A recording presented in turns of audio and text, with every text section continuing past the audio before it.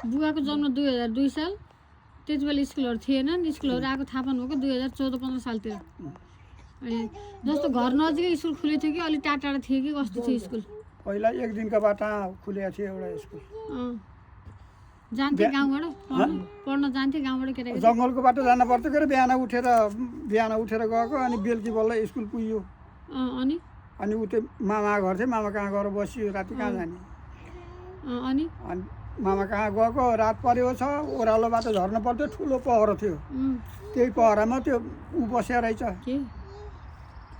राति कराउँछ भ्याउ भ्याउ गरेर के हो भ्याउसिलो। ए भ्याउसिलो नै त्यो के अरे त्यो यत्रो आँखा हुने बिरल्लाको जस्तो अनुहार हुन्छ के, लाटो कोसेर लाटो कोसेर केही बसेर रहेछ त्यो पहरामा। ओहो यो पहरा त डर लाग्छ क्या, अब कसरी झर्ने हो भनेर डाँडा चौपा थियो, चौपारी आउँछन् बसेँ, त्यहाँबाट झरेको त त्यही कराउँछ। एक्लै हुनुहुन्थ्यो? एक्लै हुनुहुन्थ्यो? एक्लै थिएन। अनि त्यहाँबाट मुटुले थाहा छाडिहाल्यो, कसलाई बोलाउने आउँदै भयो कोही पनि छैन। खड्केरी झर्नु पर्थ्यो क्या, त्यहीँ बसेँ एकछिन, त्यहाँबाट उठेको छु, अलि तलतिर जान्छु, फेरि त्यो कराउँछ, फेरि बस्छु, त्यही गरी त्यहाँबाट मामा कहाँ पुग्नुभयो। स्कुल जाने भनेको मान्छे रात पऱ्यो मामा कहाँ पुग्यो, अनि भोलि उठेर पढ्न जानु भएन? मामा कहाँ गएको, त्यहाँबाट अनि सेता मकैको आठो पकाएर रहेछन् भोलिपल्ट। अनि खाऊ दुधसित खाऊ त मिठो हुन्छ भन्छन्। त्यो आटो कहिले खाएको थिएन के थाहा पाउने, कोदा ढिँडो भातहरू खान्थे। त्यहाँबाट खाऊ भन्छन्, सिल्का थाला दिएछन्, अब त्यो चरसका भाँडा पनि रोइन्छन्। खाना ला क्याचक हुन्छ, मिठै हुन्न। आधा खाएँ आधा छोडिदिएँ।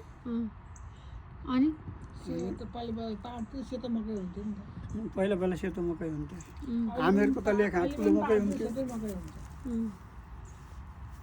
अनि स्कुलको के भयो त कुरो? अनि स्कुल के न के हुने मामा घर गयो, स्कुल बिर्सियो, एक दुई दिन बसेर रमाएर अनि घर फर्किनु हो।